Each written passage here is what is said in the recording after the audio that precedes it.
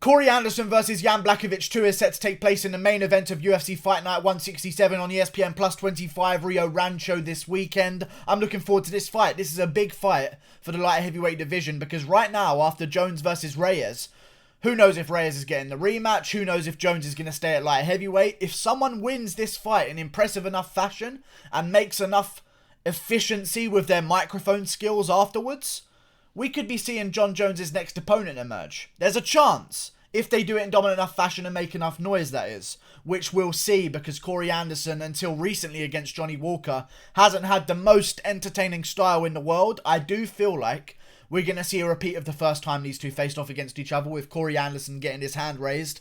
However, I do believe that both guys have improved in different ways. Jan Blachowicz has far better takedown defense than he once had, and Corey Anderson is on the other end of that spectrum. He seems to have way better stand-up than he once had. So I feel like we're going to see a completely different fight. I feel like we're going to see a clinch game against the cage from Corey Anderson, which worked for him in the last fight, but I don't think we're going to see him go for many takedowns. I really don't. I feel like Corey Anderson recently, especially after he got KO'd twice in a row by Jimmy Manuwa and Ovin St. Preux, he came back with an awareness that there's a problem in his game, and it's his striking, and he needs to get far better at it. And then he got way better. Way better. And when he fought Ilir Latifi, it really showed. He came in there, he didn't take a single shot pretty much from Ilir Latifi, and when he did, he rolled with it well, he's adjusted. Ilir Latifi hits fucking hard. Okay, and he was swinging bombs in that first round against Corey Anderson, and Anderson seemed to have a more spatial awareness of when he can be damaged, and it's just an evolution thing in striking, I guess, with Corey Anderson. He's finally coming into his prime at 30 years of age, seems to have a bit of power behind him now, and a lot more confidence in his striking after the Johnny Walker matchup. I don't know how much I credit the Johnny Walker win. I don't think we know much about Johnny Walker yet. I still feel like even if Johnny Walker beats Nikita Krylov, we still need to see him prove himself a little bit in that division, you know. We all got kind of caught up in the hype of Johnny Walker. So it'll be interesting to see where Johnny Walker goes from here. But even still, Corey Anderson had a big KO in the first round. And even if Johnny Walker wasn't on his level, Corey Anderson made Johnny Walker look like he wasn't on his level. He just smashed him, beat him to the punch, cleaner boxing. And that's coming from Corey Anderson, a guy 3 years ago. I don't think I'd ever hear that statement. 3 years ago, if you told me there's this amazing striker coming to fight Corey Anderson, I'd tell you, okay, Corey's going to shoot double legs all fight. He's going to shoot double legs the entire fight. I don't think he's going to be able to take Jan Blachowicz down as easily as he did in the first fight, because Jan Blachowicz's takedown defense has improved dramatically. I remember he lost to Corey Anderson, and then there you go, the Gustafsson fight straight after. 2 fights after, he lost to Gustafsson, and it was the same story again. If Gustafsson is taking you down, you got a problem with your takedown defense. Actually, scrap that, because Gustafsson took down Jones and DC. Maybe I'm giving Blachowicz a hard time, but nevertheless, he has improved dramatically with his takedown defense. I mean, he has big wins on his record. Devin Clark, it probably isn't the best name I should have started with there. Jared Cannonier, Jimmy Manuwa, Nikita Krylov, Luke Rockhold, Jacare Souza in his last 6 fights. Those are some good, that's a real good fucking resume, I'll be honest with you guys. And then you look at Corey Anderson's on the other side.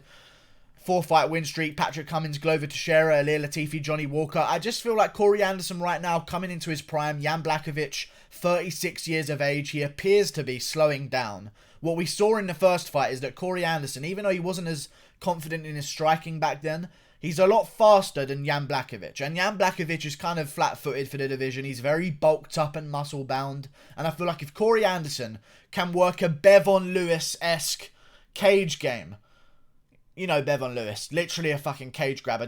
Not cage grabber, just a cage hugger the entire fucking fight. That's all he does. If Corey Anderson can do that to Jan Blachowicz and wear on him and make him work to defend takedowns and damage him on the inside, it won't be entertaining. But if he can get past the first 2 rounds and then start to let go with his hands in those later rounds, I feel like he's going to be able to maybe finish Jan Blachowicz in the later rounds. I thought Jan Blachowicz was going to annihilate Jacare. If Jan Blachowicz was as good as I thought he was before the Jacare fight, I thought he was going to annihilate Jacare. I really did. I thought he was a monster. He just KO'd Luke Rockhold. I thought he was going to completely destroy Jacare.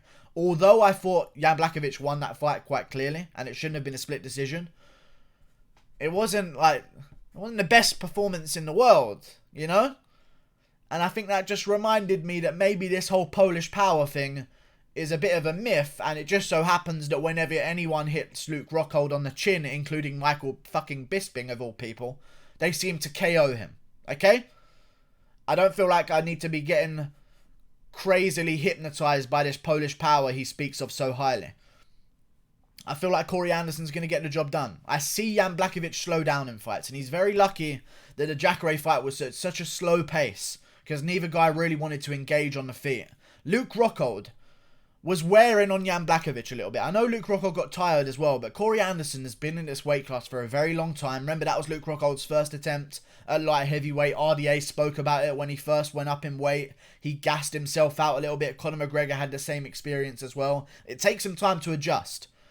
Corey Anderson's been doing this shit at light heavyweight forever. You know what I'm saying? People don't understand that. I mean, Corey Anderson's a veteran of the UFC. He joined the UFC when he was 3-0 on short notice. You know what I mean? He's been here. This isn't a 13-4 that you would see at a fucking bantamweight division, okay, where this guy's only just got to the UFC because the talent pool's so stacked. This is like heavyweight, okay? We're scraping the bottom of the fucking barrel to get debutants. You know what I mean? I hope they're called debutants.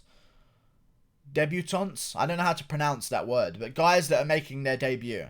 It would have sounded way smarter if I knew how to pronounce that, but either way, I like Corey Anderson where he's going right now. I feel like he needs to stay focused and really... I know he can cruise. Corey Anderson could very easily cruise through this fight for a decision, and he's not a much bigger guy, but he's got the range. He's got a little bit of a reach advantage, which I like, because Jan Blachowicz likes to have his own little reach. You know, he's got long reach, but Corey Anderson's very good on the feet, very improved since his fights with Jimmy Manuwa and OSP. And I think he's going to come out there and work a nice little game. I don't think it's going to be entertaining, but I think there will be a finish. I can see Corey Anderson just kind of fainting on the feet, ushering Jan Blachowicz around, and then just trying to get in against the cage. And Jan Blachowicz just seems to be one of these strikers. I don't know what it is about him. And when I was watching the first fight, I noticed it as well. And when you're watching him with Luke Rockhold, you also notice it. Strikers that love to strike. And I know Jan Blachowicz can do it all. I know he can. He's been training for a very long time. He's a veteran of the game. Obviously, he can do it all. But he prefers to strike. And when you're a striker, there's an urgency that you see when a guy is having you against the cage. Like, I've got to get the fuck out of here. Like, Masvidal explodes off of the cage all the time. A perfect example is Jorge Masvidal. If you're backing him up to the cage, he's going to try and explode and get out of there straight away. Like, if you're trying to take him down, he's going to explode into a scramble. Jan Blachowicz seems too okay at times to be held against a cage. And I've noticed that quite a bit. And I feel like he could turn things around if he just had a bit of an explosion. But he just seems to be very patient. Looks at his corner men, you know, pummeling. And if you let Corey Anderson work that kind of game on you, he's going to wear you out. And that Polish power is going to start to disappear as the rounds go on. And Corey Anderson's going to start picking up the pace because he hasn't done anything. He's just held you and you've allowed it to happen. And that's exactly what happened in the first fight. Corey Anderson, I feel like, has got this one in the bag. Let's talk about title shots, though. The winner of this fight will not be getting a title shot. Okay? I don't feel like it's right. Because the winner of this fight will most likely be ranked number 5. Because Dominic Reyes is number 4, remember. And he just beat John Jones. And he's number 4. So Corey Anderson ain't moving above Dominic Reyes if he beats Jan Blachowicz for a second time. And also, if you're going to make a title elimination bout and call someone out, you had the opportunity to fight Anthony Smith. Why not take Anthony Smith? But instead you took Jan Blachowicz, who you've already fought. I've spoken about this before. I made a video called Corey Anderson is Stupid because I'm a very professional MMA media member over here.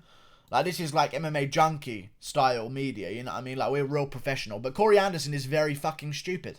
He really is. This was not the fight to pick to get a title shot. It was Anthony Smith. And it was there on a plate. And you decided to go with Jan Blachowicz, a guy who you've already beaten, a guy lower down the rankings. I don't know. Jan Blachowicz can win, for sure. Corey Anderson's been finished a couple times. I'm sure that chin... Listen, if Blachowicz catches you clean, it's going to be tough. But Corey Anderson, I feel like he's going to work the range game. He's not going to stand and trade with Jan Blachowicz like he would have done earlier in his career. If you remember fights like Jan Vellante back in Corey Anderson's day of getting KO'd consistently. He used to like to throw down a little bit, you know? Why isn't Jan Vellante on Corey Anderson's record? Because this is Jan Blachowicz's record I'm looking at. Okay, that might be the reason why. There you go, Jan Vellante, TKO. He was standing and trading there. That's not what Corey Anderson does now. He understands the game, and the game is not to get hurt. And the game is not to let my chin get exposed. You know? The game is not to make things entertaining, according to Corey Anderson. The game is to win fights. And if he keeps doing it, he's going to do very well in his career. They can't cut you if you're winning fights at this point in the UFC. There'd be an uproar from the fans. Even though we all hate boring fighters, there's a rule. Like, you have to allow these styles of fights. You know, if you didn't allow these styles of fights, we wouldn't have got Khabib. Because Khabib had some boring fights back in the day. Let him evolve. Corey Anderson, if he keeps winning fights, I don't think he's going to get a title shot here. But if he wins this one, call out the winner of Anthony Smith versus Glover Teixeira. If it's Glover Teixeira, you're probably getting a title shot because you've already beaten Glover Teixeira. Not too long ago as well. But if it's Anthony Smith, get that fucking fight right now. Because the light heavyweight division is in a state of who knows what the fuck's going to happen. And I'll make a video about that coming up soon. But I think Corey Anderson gets this one done. I think he's going to play the cage game in the first 2 rounds. I think he's going to feint on the feet and work Jan Blachowicz into the cage and just usher him around with a jab. And I think he's going to start unloading with his hands in the 4th round and finish the fight. I could see it happening. Corey Anderson, 4th round TKO. Like and subscribe. Click that button there. Good